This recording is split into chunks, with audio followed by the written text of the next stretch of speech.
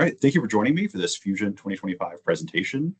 My name is Eric Flood. I am the Associate Director for Digital Learning Environments in the Center for Excellence in Teaching, Learning, and Online Education at Georgia State University. A few years ago, we were brought a problem. How do you put students in control of their own competency-based education, allowing them to track the skills they've gained throughout their career at Georgia State?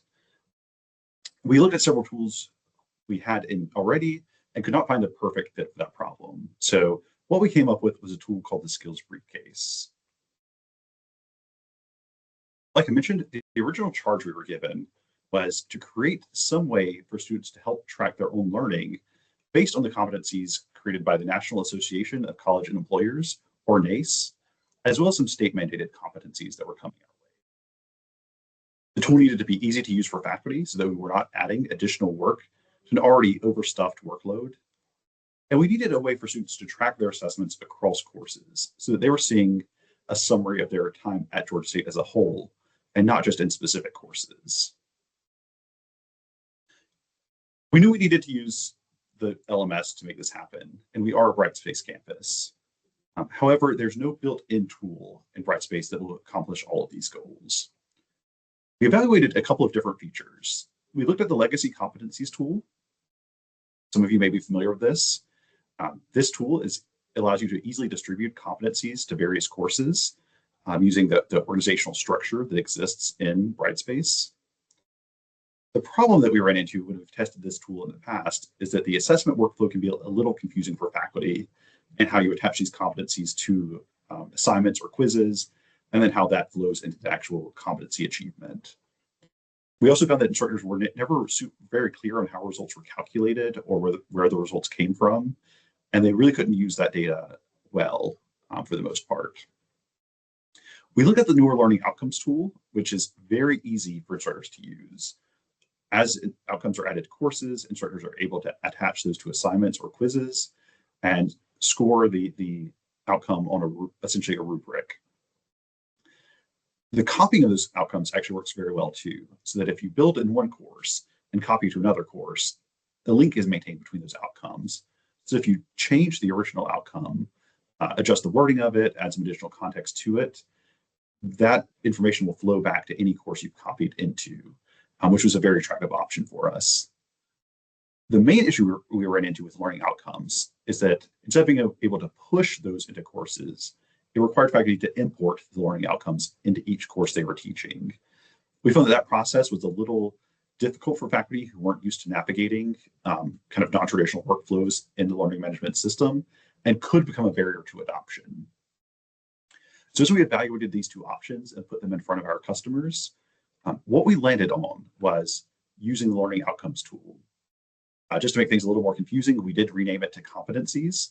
So throughout the presentation, you may find that I shift my language between learning outcomes, competencies, and skills, but I'm using those all synonymously, all referring to the Brightspace learning outcomes tool. The reason we opted for this solution is that it was the easiest for instructors. As we tested the two different tools, we found that instructors were much more comfortable with the learning outcomes workflow. So what we did to make this even easier for instructors was leverage some development resources to build new org structures in our environment and use APIs to distribute those learning outcomes within that organizational structure. So we can actually create a competency mapping organization with children that are courses, and those learning outcomes will be automatically added to each section of that course as it's taught. We could then use a data hub to generate any reports we needed. In this case, we're actually leveraging our own databases with Data Hub data. So what that looks like in practice is, like I mentioned, we've built out a new org structure, and we've automated the processes to push those learning outcomes into courses so that import step is no longer needed for faculty. Instructors then just grade as normal using the learning outcomes. Again, on assignments, for example, the learning outcomes will appear almost as a rubric at the bottom of their grading. We then have an automated process each night to download our Data Hub data and update our local databases with that information. We then created a web app for students and faculty to engage with that data and to see how students are accomplishing on their learning outcomes over time. And that tool is what we call the Skills Briefcase. So I want to take just a minute to demo what this looks like for students and faculty. For students, on our Brightspace homepage, there's a section for student resources. And when they click on this menu, their first option is for the skills briefcase. Once they're in the skills briefcase, they can filter to specific semesters if they're looking to see how they have performed in a specific term that they were learning at Georgia State. And then they can also filter by the level they achieved. So they can look for areas where they're exceeding expectations or areas where they're below expectations if they're looking to upskill and gain some additional competencies at Georgia State. As they scroll through their skills briefcase, they'll see the competency headings. So college to career are those NACE competencies I mentioned previously, and core impacts are the state mandated competencies that are taught in our core courses. For each of these skills, the students can see the highest level of achievement on the right, whether they're exceeding, meeting, or below expectations.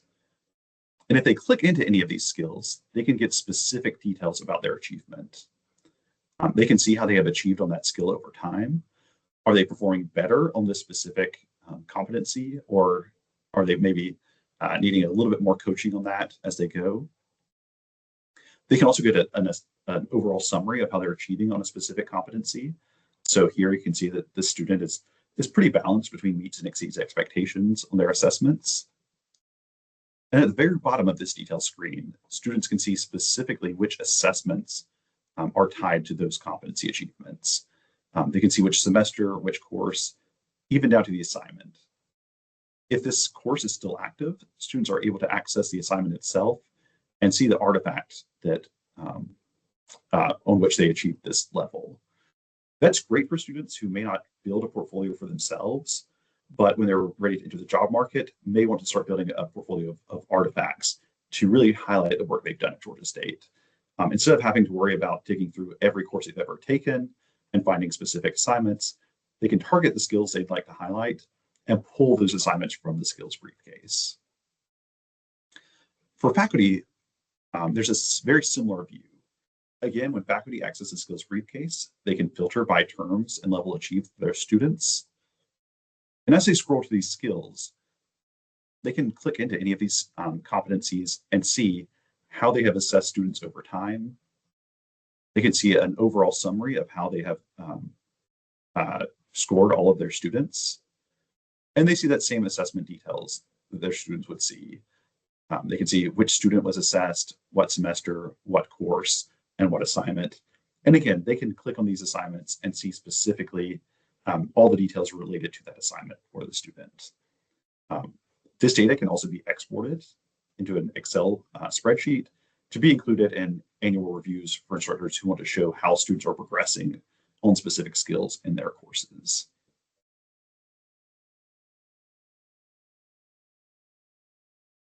So that's where the skills briefcase is today.